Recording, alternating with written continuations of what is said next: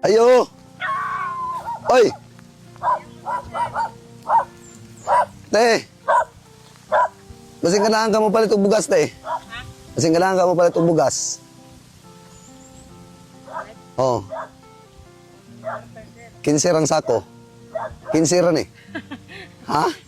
Lagi. Baligyan na og tag 15 ba? Awi do nga og tubel. Ha? Okay ra? Be. 4 pesos? Imong kwarta? Wa na ilain dia? So sayang kay niyo 15 ra. Unsa man?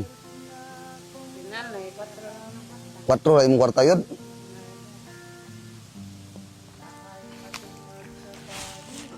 4 pesos na imong kwarta.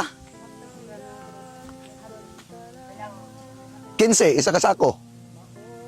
Oh, 15 pesos. Oh. 4. Pasing maabot na 15. Be? Sos, 4 pesos sa dyan tayo kwarta. Be?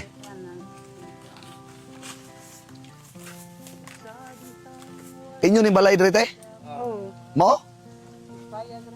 Gidagpi-dagpi naman gida ninyo. Ah, naman ay kwarta, isa gatos oh. Isa gatos na siguro. Okay ra? Isa gatos. Isa kasako. Okay ra? Ha? Okay ra ha? Salamat kayo. Bitaw tayo, joke ra. Happy na ko. Inyo na. Dire ra mo nagpuyo. Oh, dire mo. Amo oh. Mag-asawa mo, magtiayon mo. Kung saan may panginabuhi ninyo? Ah. Mangraha?